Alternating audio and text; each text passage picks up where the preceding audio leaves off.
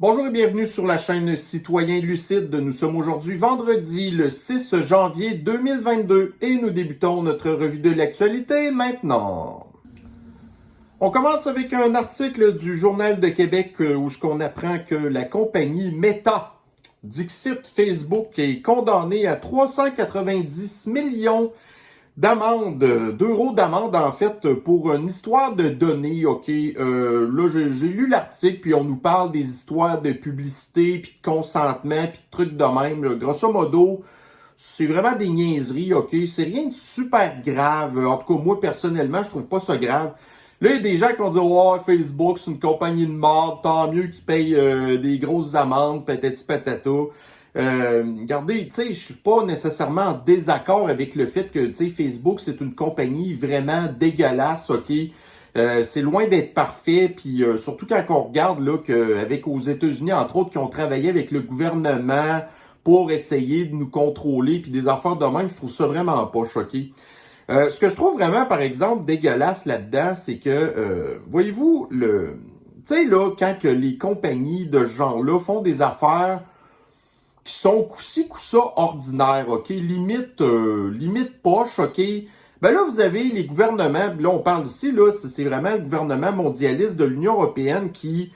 puis dans l'article, d'ailleurs, on voit qu'ils ont eu d'autres amendes à payer pour quasiment pas loin d'1 milliard d'euros, OK? Ils disent qu'au total, ça représente à peu près 7% des recettes publicitaires que Facebook fait, OK? Mais moi, l'affaire, c'est que qu'est-ce que le gouvernement a fait avec ces cristis d'argent-là après? Ben, le gouvernement, après ça, regardez, il envoie ça au pays du poudré. Il fait toutes sortes de maudites niaiseries. Tout ça, puis c'est jamais pour aider la population. Tu sais, comme l'Union européenne avec leur histoire de taxe carbone, qui en bout de ligne, c'est qui va payer ça? C'est toujours la classe moyenne puis les pauvres Européens. Puis en bout de ligne, ça va servir à rien d'autre que, encore une fois, nous écœurer. Tu sais, au moins, si l'argent servait à quelque chose de productif, ben non.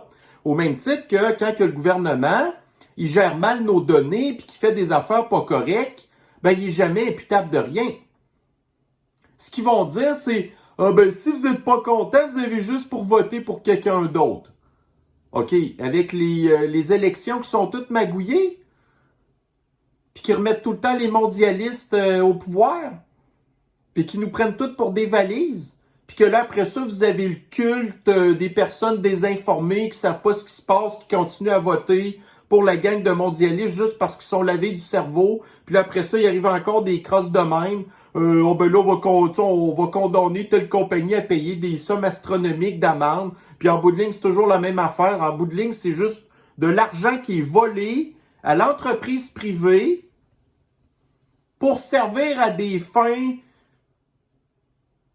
de faire chier la population. Et toujours de contrôle social. Et en bout de ligne, ce que le gouvernement mondialiste voudrait, c'est exactement comme en Chine, que des compagnies comme Facebook soient des compagnies qui appartiennent au gouvernement et que le gouvernement, après ça, peut faire ce qu'il veut avec les données. Il peut se servir de ça pour faire le crédit social, le contrôle social. C'est ça que le gouvernement voudrait. Donc là, il y a un autre article que je vais vous expliquer tantôt, quelque chose qui vient d'arriver. Mais on va en parler plus tard. Enfin, comme je vous dis, je défends pas Facebook. Mais, tu sais, d'un côté, si vous me dites, est-ce que je préfère défendre le gouvernement ou je préfère défendre Facebook? Ben là, c'est plus juste une question de c'est lequel des deux qui est le moins pire. C'est parce qu'on sait que le gouvernement, ça travaille jamais pour nous. Fait que je pourrais pas, en dedans de moi, dire que ce que le gouvernement vient de faire là, c'est correct parce que ce qu'ils font avec l'argent après ça, c'est pire que ce que Facebook faisait, que eux, c'était juste une question, tu sais, en fait, d'ajuster les publicités en fonction de vos recherches puis des affaires de même, tu sais, à vous inciter à consommer, là, bon, ouais, en tout cas, moi, personnellement, je vous dirais que, je m'excuse, mais je m'en calisse, là. Alors que le gouvernement, chaque fois qu'il fait des règlements, c'est pas pour nous donner plus de liberté, plus d'argent dans nos poches. Tu sais, c'est jamais ça. C'est tout le temps pour nous en enlever. Alors, nouvel article ici. Donc, nous avons... Bon, voyez-vous, entre autres, qu'est-ce que le gouvernement a fait avec notre argent? Ben, c'est pas d'améliorer le système de rééducation communiste du Kakistan, entre autres. Donc, le gouvernement, je pense que dans le budget de la province, le système de la rééducation communiste, ça représente pas loin de 30% du budget. Et là, on a ici, dans le Journal de Québec, un élève sur deux en difficulté dans des classes régulières. Des profs à bout de souffle. Puis là, ben, dans l'article, là, on nous parle, dans des pires cas, des classes qui sont remplies la moitié d'étudiants qui ont des problèmes de comportement, des problèmes de pas capables de rien comprendre, des problèmes des problèmes de maladie mentale ou des trucs de même. Les professeurs ne savent pas quoi faire avec ça. Tu sais, des étudiants qui pètent des crises, là, puis là, les profs, ils n'ont absolument aucun pouvoir là-dedans. Puis là, le truc après ça, c'est que vous avez la moitié de la classe qui est composée d'enfants normaux, là, qui, eux, comment vous voulez apprendre dans un environnement comme ça? Mais ça, encore une fois, c'est la faute du gouvernement. C'est la faute du gouvernement qui a enlevé la responsabilisation des parents de bien éduquer puis d'élever leurs enfants. Ils se disent, regardez, depuis le plus jeune âge, là, le système va s'occuper de vos enfants. Bon, on voit qu'est-ce que ça vient de donner, le système qui s'occupe des enfants, le système communiste. Puis comparativement, admettons, à ce qui se passe en Chine, tu sais, les enfants malades mentaux en Chine, en tout cas, c'est drôle, on n'entend pas parler. On dirait qu'il n'y a pas de maladie mentale en Chine. Parce que leurs enfants, ben, c'est ça. Ils sont comme drivés par une main de fer. Mais là, c'est parce que nous, on veut pas que nos enfants soient nécessairement non plus drivés par une main de fer. Mais là, les parents, ils ont tellement pu la fibre parentale, ben là, le système va s'en occuper. Ben oui, le système, on voit ce que ça donne. Fait que ça, c'est encore un beau fiasco. Les générations futures, les futurs Kakistanais. Puis là, on parle des enfants ici du primaire puis du secondaire. Ils sont même pas encore arrivés sur le marché du travail. Donc là, on a déjà eu des gros problèmes avec la génération des milléniaux. On a des problèmes encore pires avec la génération Z. Puis là, ben là, la nouvelle génération, que la moitié des classes, c'est des personnes avec des gros troubles de comportement, des gros troubles graves, là. Fait que ça veut dire qu'un jour, ben ça va être la moitié de la population, les payeurs de taxes, mais là, eux, ils vont pas nécessairement être capables de payer de taxes parce qu'ils sont dysfonctionnels. Ils sont pas capables de fonctionner dans la société.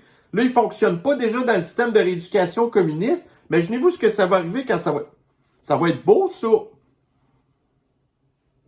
Fait que c'est à ça qu'à sert notre argent, d'avoir un système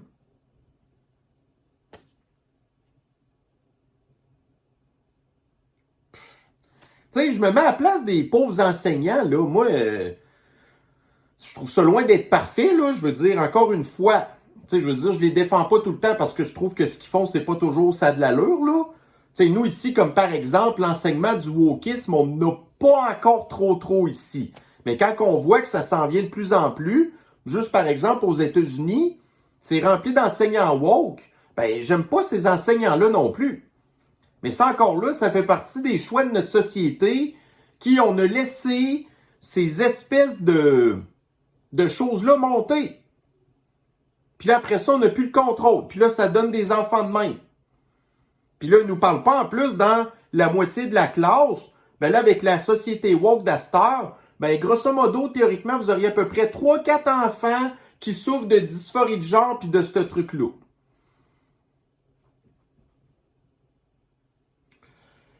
Bon, ici, dans The Counter-Signal, donc on apprend qu'un oncologiste est inquiet parce qu'il dit que les doses de rappel, vous savez de quoi je parle, ben que ça pourrait probablement empirer les cas de cancer. Puis là, ben, dans un autre article que j'ai partagé là-dedans, dans les commentaires, donc vous avez ici le Royaume-Uni qui s'associe avec un Big Pharma pour développer des thérapies génisation ARN pour le cancer. Donc là, ici, vous avez un oncologue qui nous dit qu'il est inquiet de voir que les doses de rappel qui sont de la thérapie génisation ARN, que ça l'empire les cancers. Puis là, ben là, ici, vous avez le gouvernement du Royaume-Uni qui s'associe avec une Big Pharma pour des thérapies génisation contre le cancer, mais là, d'un autre côté, ça a l'air que ça empire les cancers. Fait que ça, encore une fois, c'est ça que le gouvernement fait avec notre argent. Donc là, ils condamnent Facebook à genre 1 milliard d'euros. Puis là, après ça, ils prennent ces milliards d'euros-là. Puis là, entre autres, ils s'en vont investir ça dans des trucs de même. Mais quand que le gouvernement, on se rend compte qu'il a tué la population, ah ben là, on ne peut pas le condamner à rien, le gouvernement. Puis ils vont pas en prison non plus, ces gens-là. Tout ce qu'ils trouvent à dire, c'est « Ben, aux prochaines élections, tu auras juste à voter pour d'autres choses. » C'est la seule façon qu'on a de pouvoir punir ces gens-là. Il n'y a jamais personne qui est imputable de rien, aucune jamais conséquence. Vous avez Facebook qui, ouais, c'est pas tout à fait correct comment est-ce que vous gérez nos données pour les publicités. Puis vous avez d'un autre côté un gouvernement qui s'en va financer des affaires, que c'est de l'euthanasie. C'est pas de l'euthanasie douce, là.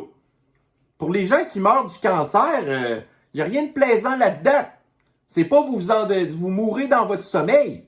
C'est vous pouvez souffrir pendant des années de temps. Ça, le gouvernement va financer ça, là.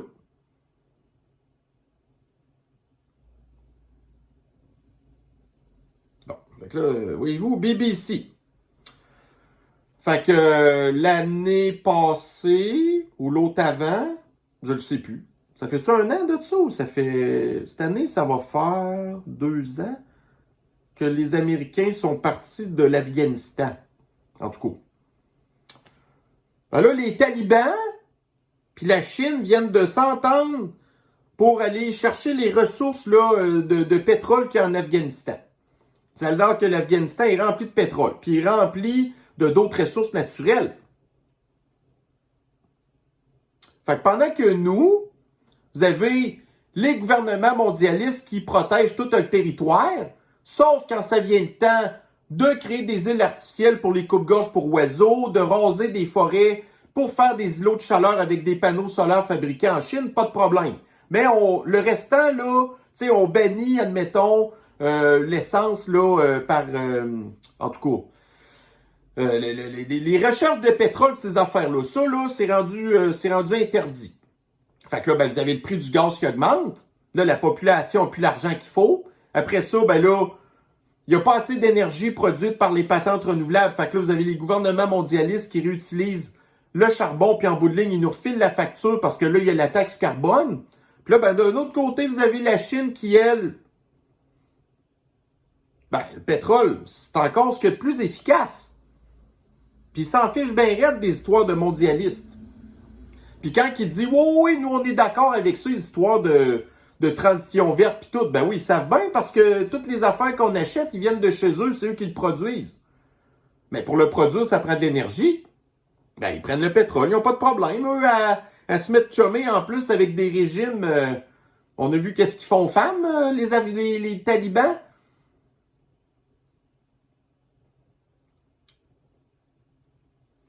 Journal de Montréal. Leur propriété en péril à cause des taux d'intérêt qui sont hauts.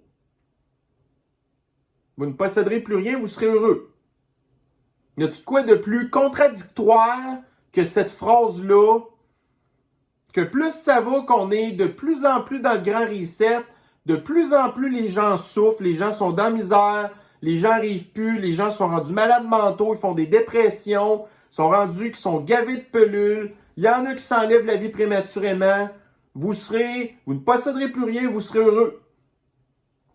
Encore là, de la double pensée de novlangue.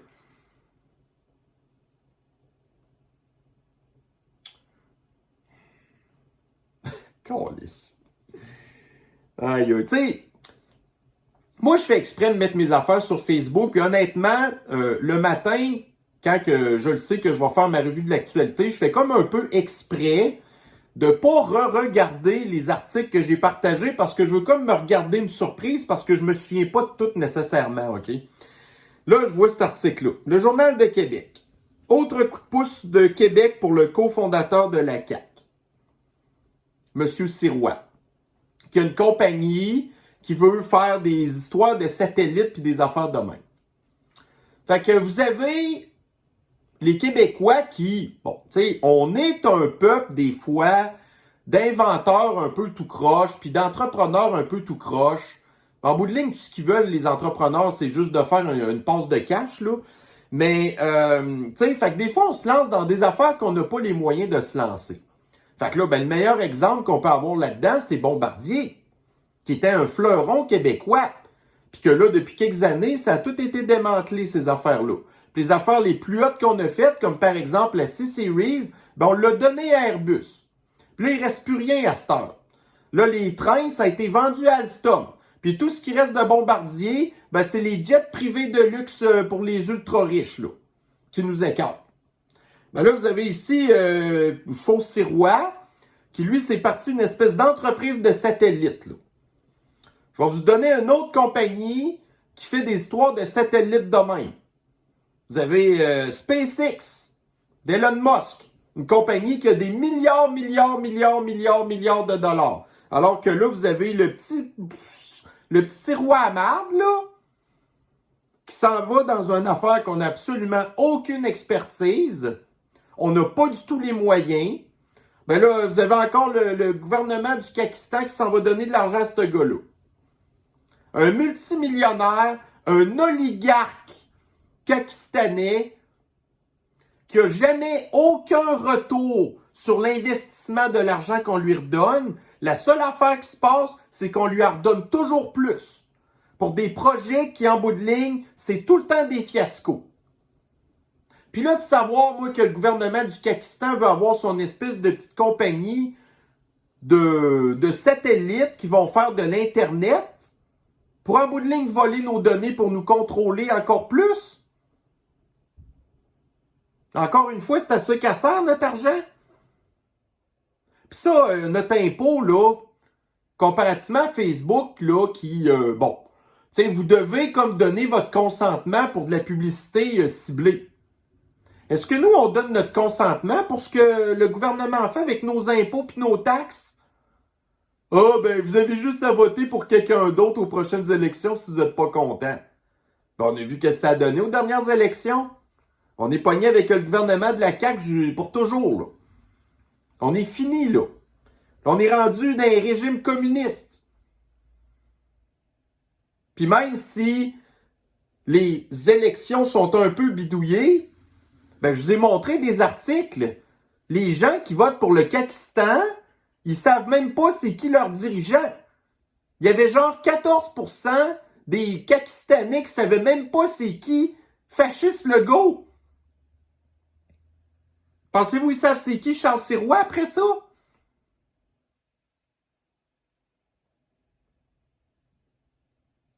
Dans Newsweek. Donc la Russie accuse les États-Unis de rallonger la guerre au pays du poudré parce qu'ils continuent d'envoyer des armes pendant que vous avez le pays là, le tsar de l'Empire soviétique qui, en tout cas, il était question là, d'un couvre-feu. Mais d'un autre côté, vous avez encore les Américains qui continuent d'envoyer des guns. Ça, encore une fois, c'est ça que les gouvernements font avec notre argent. Donc, notre impôt, nos taxes, tout l'argent volé, ça se ramasse tout au pays du poudré. Les compagnies privées riches qui sont obligées de payer des grosses amendes, puis en bout de ligne, cet argent-là sert à aller continuer à aller tuer des gens, là. Mais moi, à un moment donné, ce qui va arriver, c'est que, si je ne me trompe pas, la population du pays du poudré, je pense, c'est 38 millions de personnes, OK? Puis là, cette affaire-là, ça va faire 1 an que ça dure, là.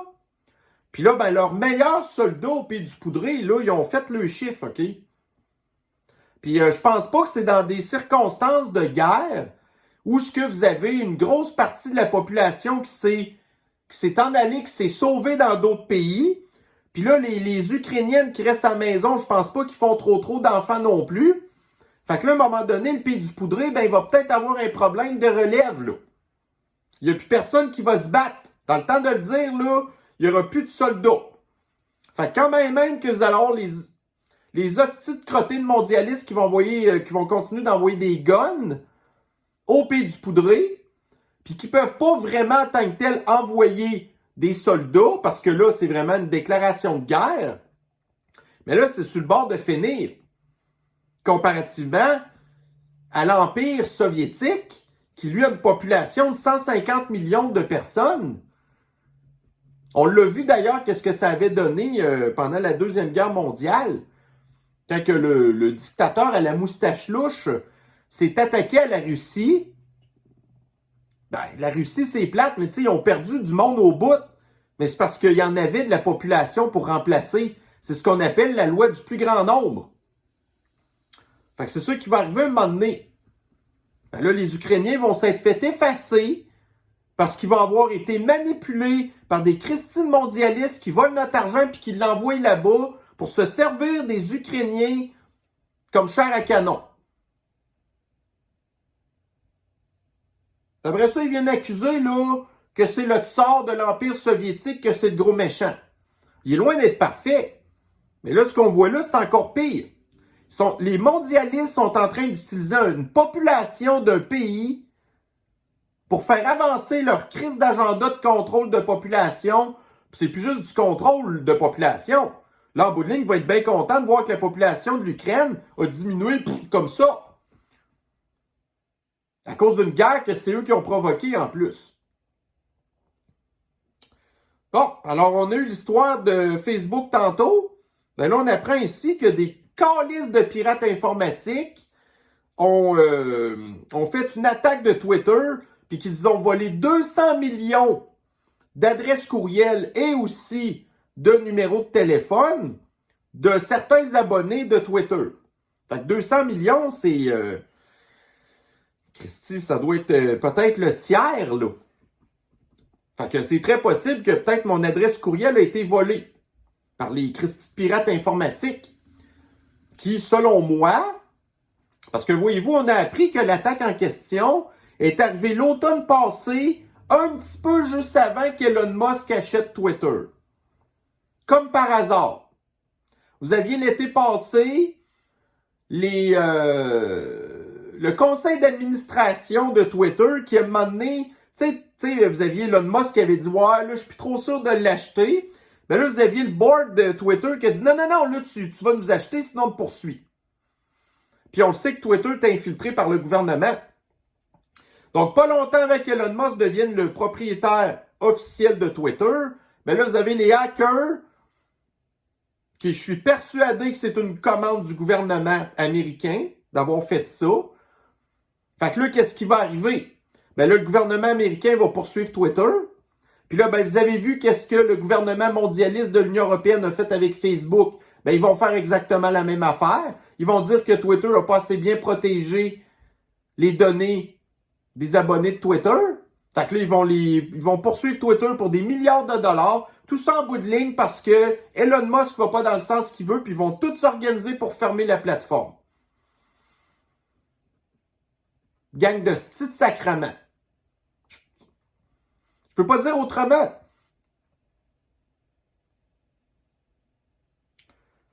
Alors ici, vous avez dans le Journal de Québec, la ville de Québec accueille peu d'immigrants. La proportion de personnes immigrantes permanentes est de seulement 6,7% dans la région métropolitaine. Alors, vous avez ici un graphique qui vous montre que 23% de la population du Canada est composée d'immigrants. La province de Québec est composée de 14,6%. Donc, Toronto, voyez-vous ça là? La moitié de la ville de Toronto, c'est des immigrants. Donc, quand on dit que la ville de Toronto, quand vous vous pointez là, vous ne vous sentez pas chez vous, là, Vancouver. Fait que Toronto, c'est des Pakistanais, c'est des Indiens, C'est du monde de même, OK?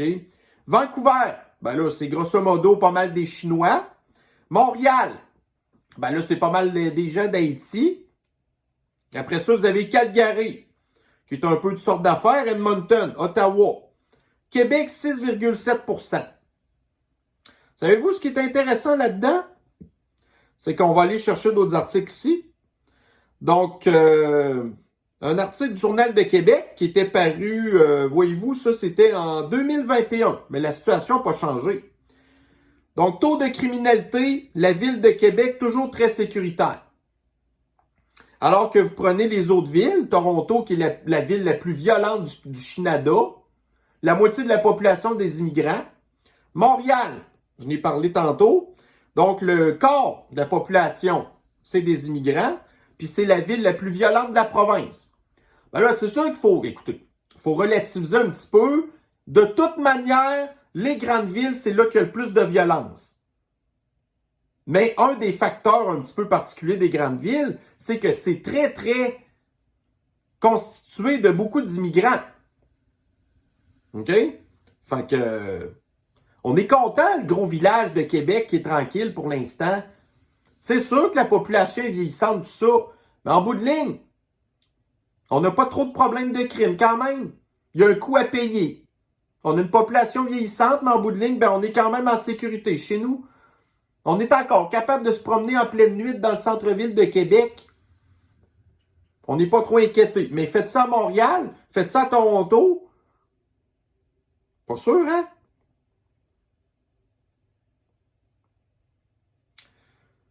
Bon, donc, tu sais, je vous ai parlé de l'histoire, là, en Californie. L'histoire, là, des Afro-Américains en Californie, que vous avez une espèce de comité qui veut donner une espèce de compensation pour des affaires qui se sont passées de tout ça un siècle, OK? Ben là, vous avez le board en question, qui, bon, vous voyez la personne qui est comme en charge de ce comité-là, qui a un conflit d'intérêts, on s'entend, OK? Ben là, ils veulent condamner, on ne sait pas trop qui, mais est-ce que tous les Afro-Américains qui sont en Californie obtiennent une compensation de 1 million de dollars chacun? Là, je vous ai montré qu'est-ce qui est arrivé avec l'histoire à Los Angeles. L'espèce de terrain qui a été revendu 20 millions de dollars par la famille qui s'était fait voler son terrain il y a de ça un siècle, genre. Fait que là, ben, ils ont eu le terrain. 6 mois plus tard, ils l'ont revendu pour 20 millions. Puis là, ben, justement, entre autres, j'ai commis un autre article là-dessus qui nous parle que c'est pas tout le monde qui est vraiment d'accord avec le move que la famille vient de faire. Il y en a qui pensent que les ancêtres qui avaient acheté la terre en question n'auraient pas vendu la terre. Fait que là, ils sont comme pas fiers de voir que la gang de... Ben, écoutez, c'est des maudits tout croche, là. Des espèces d'opportunistes qui ont... ils savaient même pas c'était qui leur ancêtre. Du jour au lendemain, ils se retrouvent avec ça. Puis là, ils font une passe de cash. Puis là, après ça, ils s'en vont dilapider. Fait que là, le million de dollars, ben c'est ça. Donc, voyez-vous, il y aurait eu 200 000 piastres. Ils vont s'acheter des niaiseries avec ça. Ils vont avoir 1 million de dollars. Ils vont s'acheter des niaiseries avec ça. La fille, imaginez-vous que c'est une économiste. Puis elle dit qu'en plus, ça pourrait être bon pour relancer l'économie. Mais moi, si je donne de l'argent de Monopoly, là, ben, vous allez rien pouvoir vous acheter avec ça. Fait qu'à un moment donné, l'argent va tellement plus rien valoir à cause de des filles comme elle, qui a été à l'école, qui s'est fait bourrer le crâne de patente de Black Lives Matter, qui s'est fait bourrer le crâne de patente, là, tu sais, écoutez, la fille est économiste. Mais probablement que 95% de l'éducation qu'elle a eue, c'est qu'elle a eu des histoires que, ah, ben là, toi, t'as été oppressé toute ta vie, gna, gna, gna, gna, gna. Fait qu'elle a dû avoir probablement des cours en économie woke. Puis là, ben, voyez-vous, qu'est-ce que ça donne à cette heure? Mais là, je peux pas croire que le maire communiste de la Californie va dire c'est correct. Parce que là, 1 million de dollars, puis là, il y a peut-être, je sais pas, moi, 5 millions d'Afro-Américains en Californie. Fait que 5 millions fois 1 million, ça fait combien de 1000 milliards, ça là? Mais ça, encore là, c'est du wokisme. Voyez-vous, c'est quoi de vers quoi qu'ils veulent nous entraîner, les woke? La faillite de notre système complètement. Puis elle est persuadée de son affaire, là.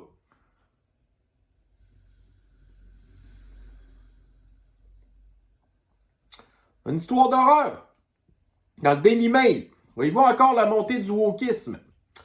Donc, il y a un père du Texas qui a eu une femme qui ont divorcé, qui ont eu 2 enfants ensemble, OK? En fait, c'est des jumeaux, OK? Puis là, un des 2 enfants qui, c'est comme pas mal fait kidnapper par sa mère, qui est rendu en Californie, qui prétend que son enfant, c'est pas un petit gars, c'est une petite fille.